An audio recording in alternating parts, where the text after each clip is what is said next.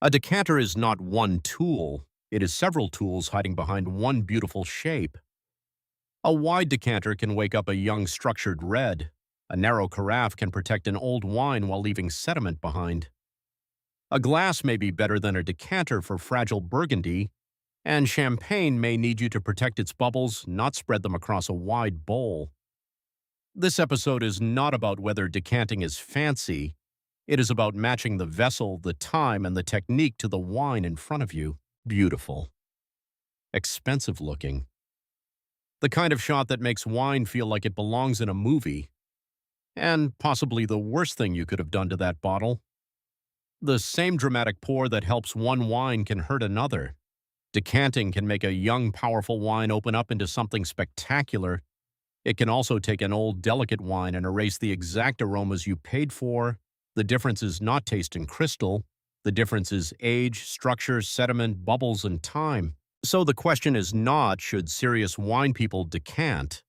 The question is, what problem am I trying to solve and which vessel solves it with the least damage?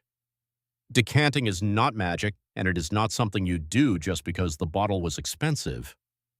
It does two jobs. First, it exposes wine to air. Second, it separates clear wine from sediment. Those jobs often need different approaches. If you confuse them, you can ruin a great bottle while thinking you are treating it with respect. Sediment deserves its own lane.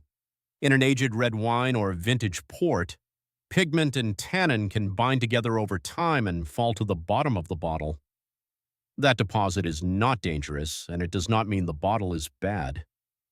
But it can taste bitter, dusty, and gritty. The decanting move here is slow and gentle. Stand the bottle upright if you can. Use a light near the shoulder. Pour steadily. Stop when the dark trail of sediment reaches the neck. That is not aeration theater. That is simply leaving the rough stuff behind. When wine leaves the bottle and spreads across a wide decanter, it gets far more contact with air than it would through the tiny opening of the neck. Oxygen can change how a wine smells and feels. Tight aromas can become expressive. Harsh edges can feel less sharp. Some reductive sulfur notes can blow off. But oxygen is not always your friend. Think of it like opening a window. If the room is stale, the window is wonderful. If the room is already warm and balanced, leaving the window open can make everything go flat. One reason people reach for a decanter is reduction. That is the family of aromas that can smell like struck match, rubber, cabbage, onion, or rotten egg. In small amounts, especially in some Chardonnay or Syrah, those notes can be part of the style. In larger amounts, they can cover the wine. Air sometimes helps because volatile sulfur compounds can change or blow off. But this is not a magic fix. If the wine smells worse with air, stop. If it smells clearer after 5 minutes in a glass, then a controlled decant may be useful. Young structured red wines are the classic decanting candidates. Young Cabernet Sauvignon can be dense, tannic, and aromatically locked up. A big Napa Cabernet, especially one built for aging, often has enough fruit, tannin, alcohol, and structure to handle oxygen. Young Bordeaux, especially Cabernet-dominant left-bank Bordeaux, follows the same logic. These wines are designed to evolve slowly. Air can move them from tight and severe toward cassis, cedar, graphite, tobacco, and texture. Northern Rhone Syrah can begin smoky, peppery, meaty, and compressed. Give it air and suddenly violets, black fruit, olive, pepper, and savory detail become easier to read. Barolo is another classic case because Nebbiolo can bring enormous tannin and acidity. Some young Barolo rewards hours of air, though not every bottle and not every vintage.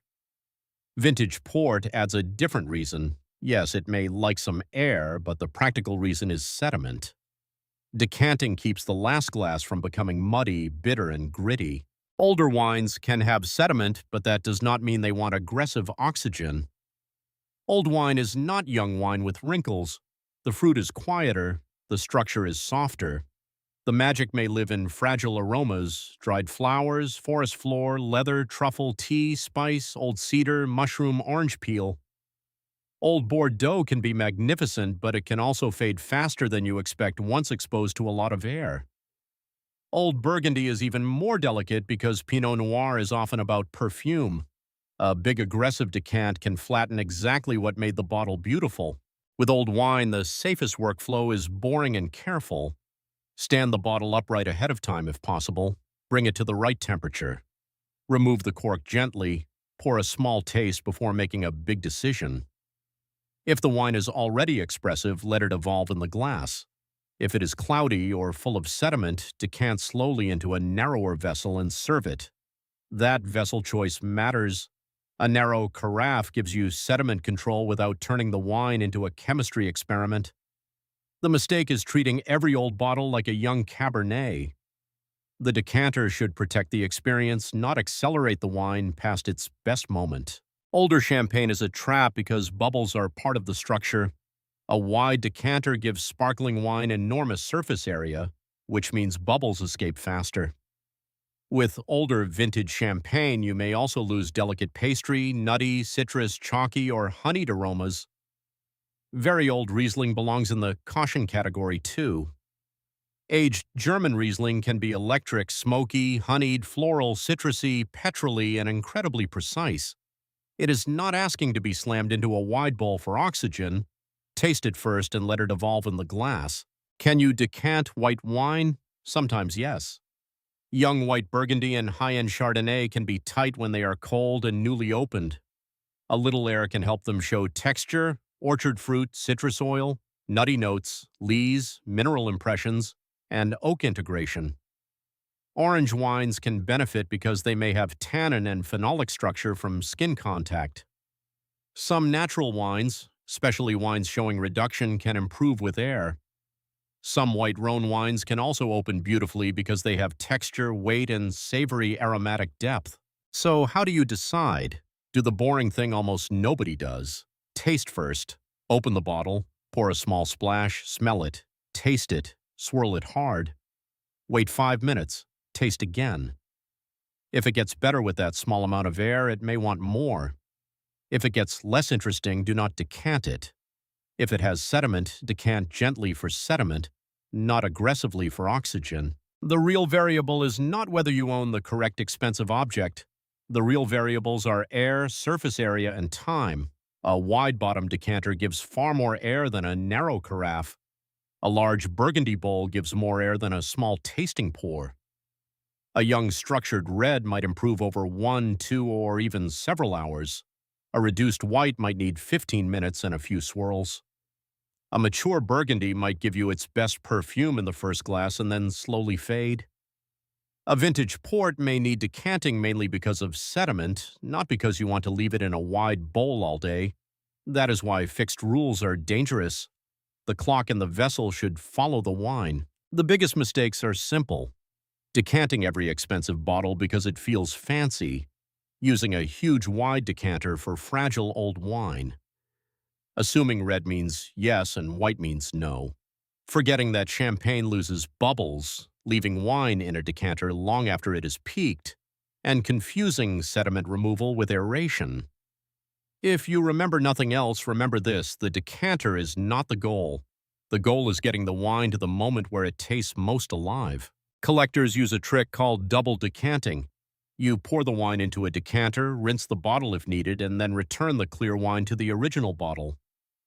This gives some controlled oxygen exposure, removes sediment, and still lets you serve from the bottle.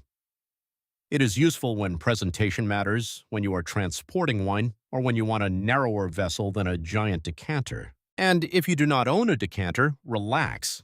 A decanter is just a clean vessel with a certain amount of surface area. A glass pitcher works, a measuring cup works, a clean carafe works. Even pouring into large wine glasses and letting them sit can work. The choice depends on the goal: wide vessel for more air, narrow vessel for gentler handling, glass for the smallest test. What matters is not crystal. What matters is how much air, how much time, and whether the wine wanted that treatment in the first place. Here is the practical rule set. Usually decant young Cabernet, young Bordeaux, structured Syrah, young Barolo, and vintage port. Maybe decant white Burgundy, high-end Chardonnay, orange wine, natural wine with reduction, and some white Rhone. Be careful with old Bordeaux, old Burgundy, delicate Pinot Noir, older Champagne, and very old Riesling. And the most important rule, taste before you commit. The best wine drinkers do not follow rituals blindly. They understand what is happening inside the glass. Sometimes the decanter is the answer. Sometimes the decanter is the problem.